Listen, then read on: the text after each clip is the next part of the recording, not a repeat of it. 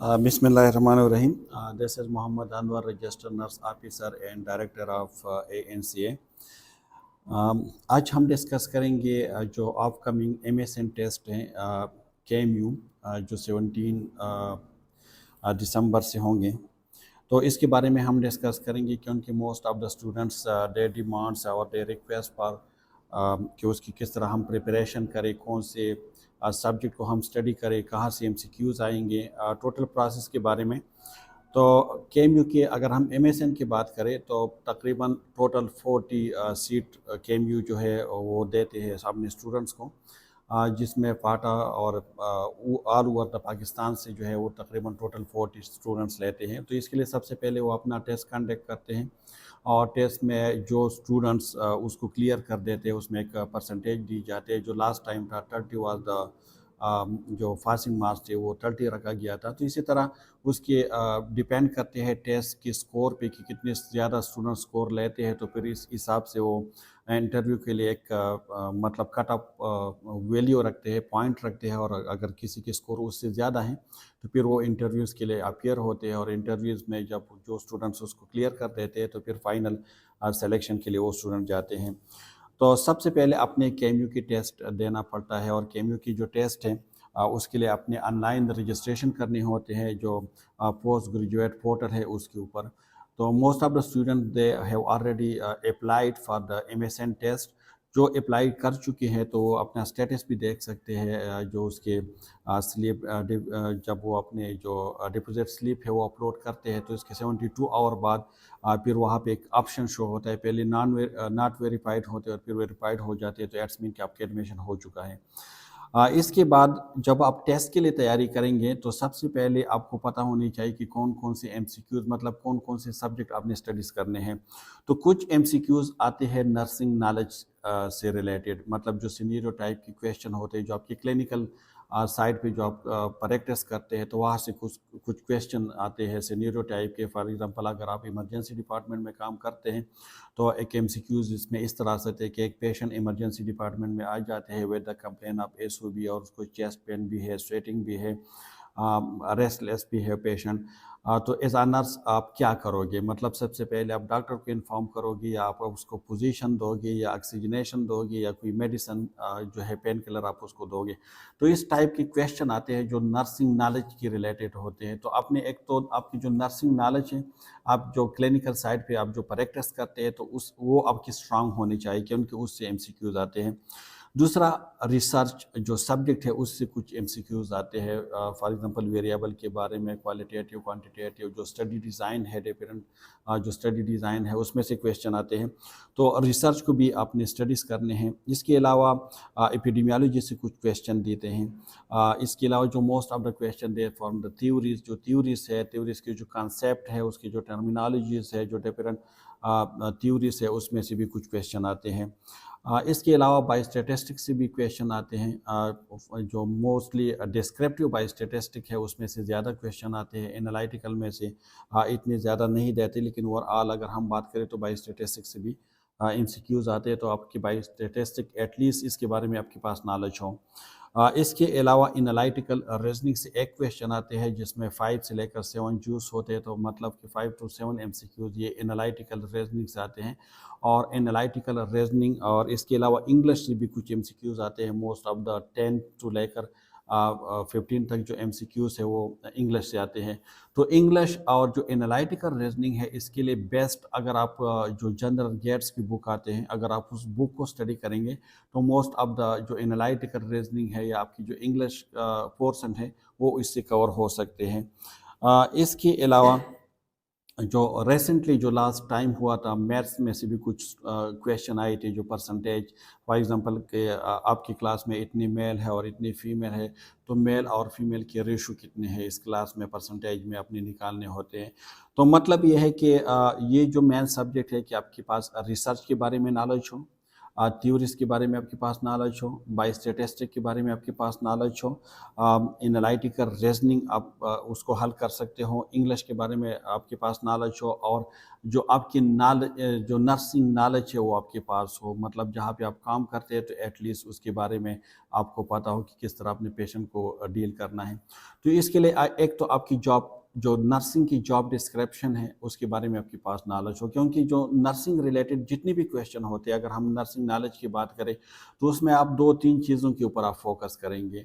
Scenario type question में या तो आप जॉब डिस्क्रिप्शन के बारे में आप उसके ऊपर फोकस करेंगे। फॉर एग्जांपल अगर एमसीक्यू, जिस तरह मैंने आपको शुरू में बता दिया कि अगर एक पेशेंट है और वो इमरजेंसी डिपार्टमेंट में आ जाते हैं विद कंप्लेन, आप उसको एसओबी भी है, चेस्ट पेन भी है, उसको स्वेटिंग भी है, रेस्टलेस भी है, तो as a nurse what will you do, आप क्या करोगे? You will inform the doctor, या you will give the painkiller जो एनर्जेसिक मेडिसिन है वो, या आप उसको ऑक्सीजनेशन या ऑक्सीजन लगा दोगे, या उसका प्रॉपर पोजीशन दोगे, मतलब जो सेटिंग पोजीशन है, तो आप क्या करोगे उसको? तो एज अ नर्स यहाँ पे आपने अपनी जॉब डिस्क्रिप्शन को देखना है कि एज अ नर्स व्हाट जो है यू कैन डू, मतलब आप डॉक्टर को इन्फॉर्म कर सकते हो, no doubt it's your job description, you can do.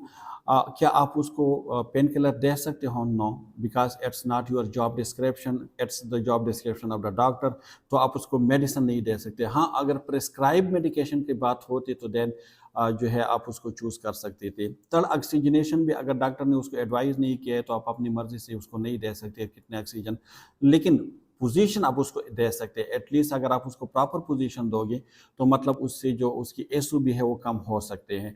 तो मतलब ये है कि अपनी जॉब डिस्क्रिप्शन को देखना है कि मेरी जॉब डिस्क्रिप्शन है क्या।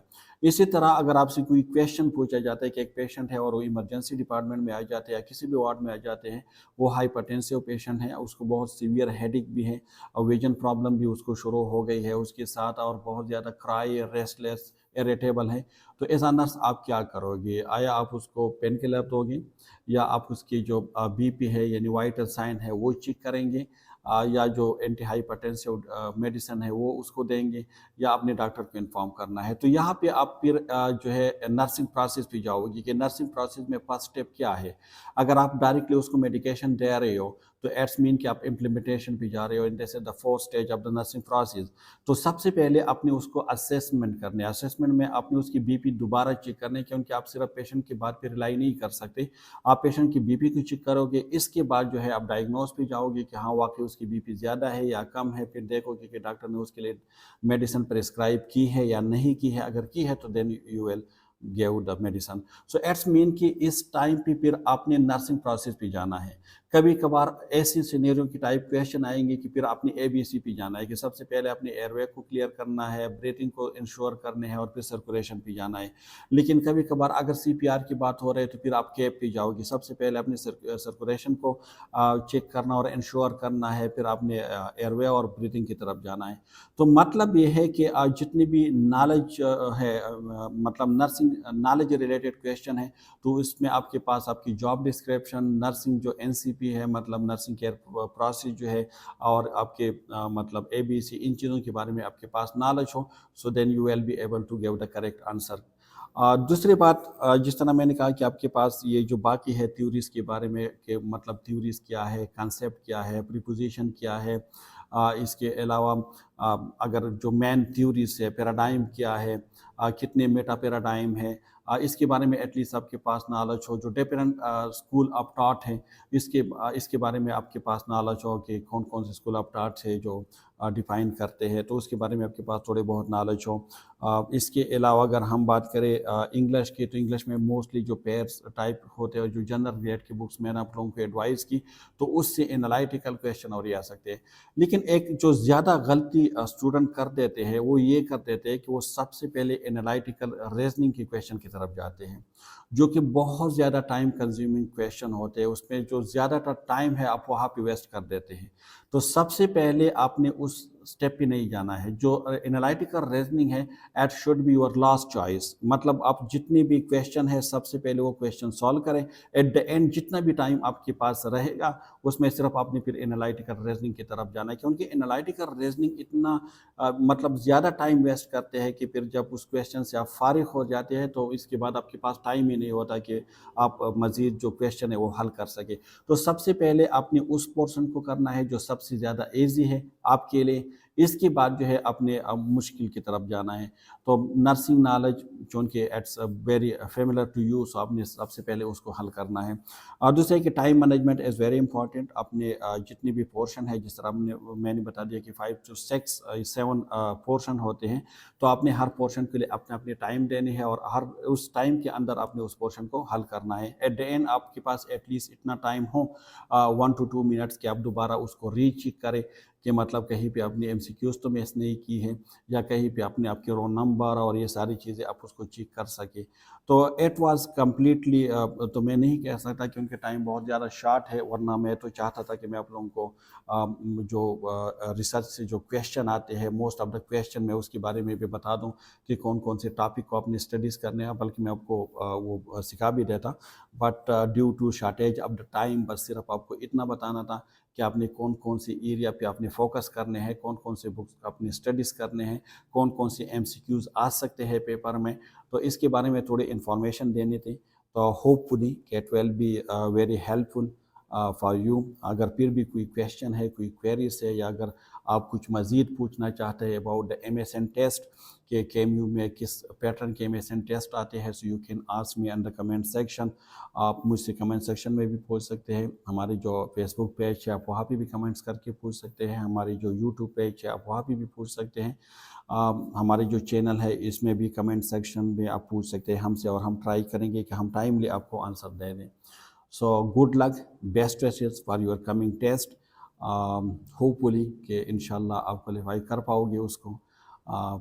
फिर भी अगर मेरी नीड हेल्प की ज़रूरत हो तो I will be available any time. Thank you so much for listening me and watching me. Thanks once again.